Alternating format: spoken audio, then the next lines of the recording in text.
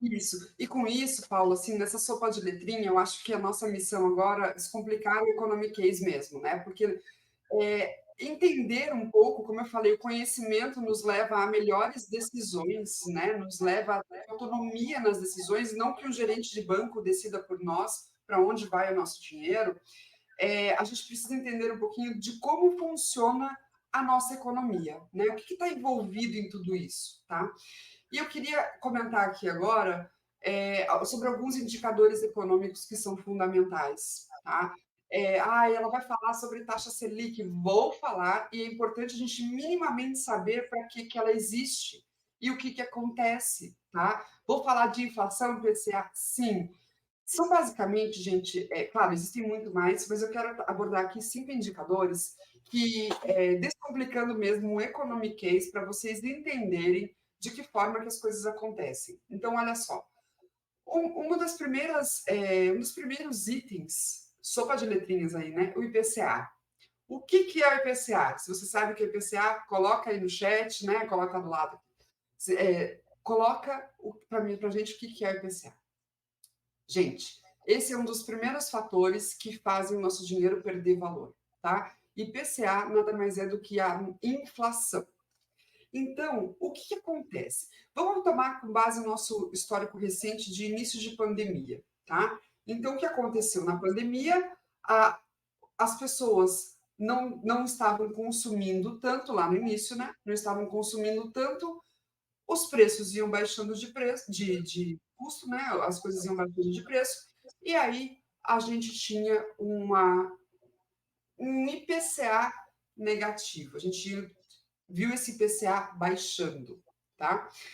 De repente, no começo de 2022, o consumo começou a voltar a ser acelerado, né? Então, as pessoas começaram a consumir mais porque a vida começou a voltar à sua normalidade, né? Quando as pessoas consomem mais, regrinha da oferta e demanda, muito consumo, preço sobe. Se algum produto tem um consumo muito grande, o preço dele vai subir. O que o Banco Central faz para frear um pouco este consumo?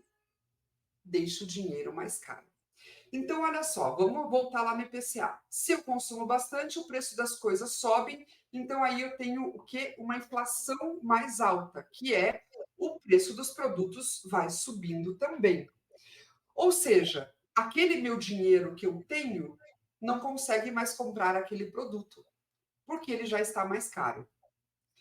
Para frear este aumento dos produtos, o Banco Central faz o quê? Aumenta a taxa Selic, que é o segundo indicador que eu quero explicar bem rapidinho aqui para vocês nunca mais esquecerem.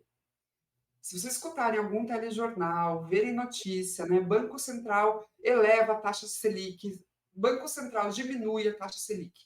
A taxa Selic é o que faz o consumo parar. Por quê? Porque o dinheiro fica mais caro.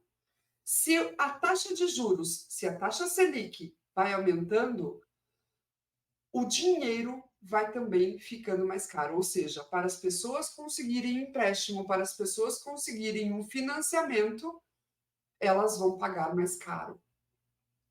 Tá? Então, isso é a taxa Selic.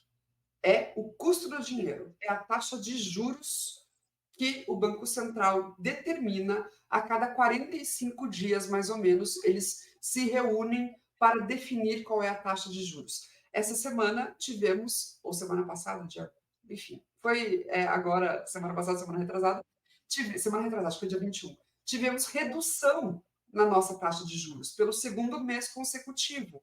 Então, a gente chegou num padrão de consumo muito alto, Banco Central continuou aumentando a taxa de juros, até que agora a inflação está decaindo e a taxa de juros pode também cair.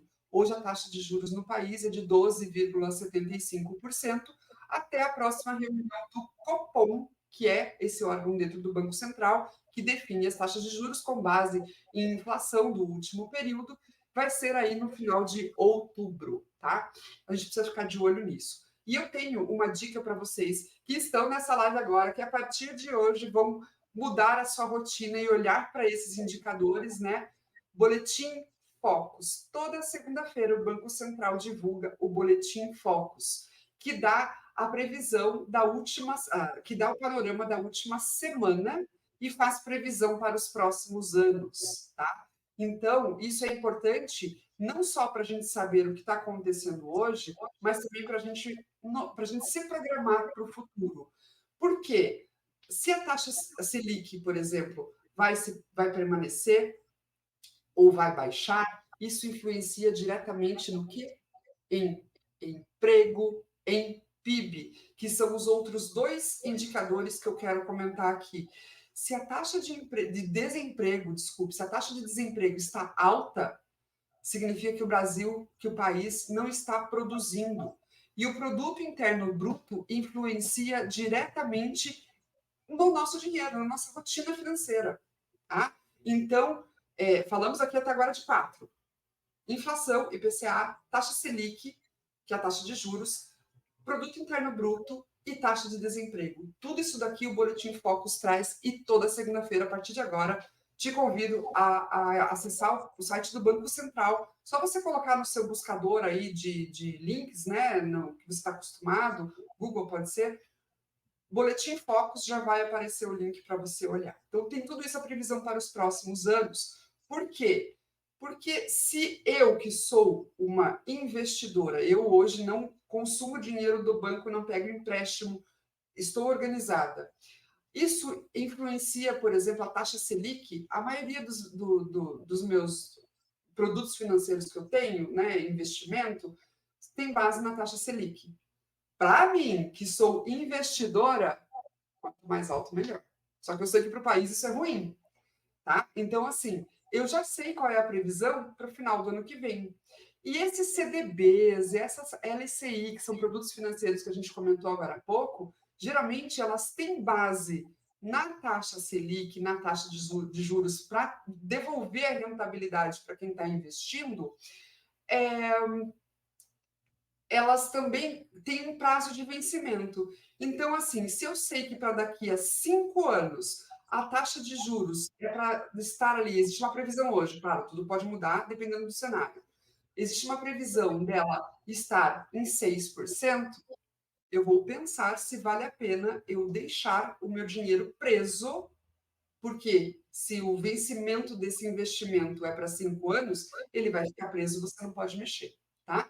Então, eu vou pensar se vale a pena, porque 5%, será que depois eu não vou conseguir um investimento melhor pré-fixado, por exemplo? Por exemplo, vai que essa LCI ou esse CDB, ao invés de render com base na taxa Selic, ela já me diz assim, rendimento de 12% ao ano. Isso é o pré-fixado, né? E assim por diante, tá?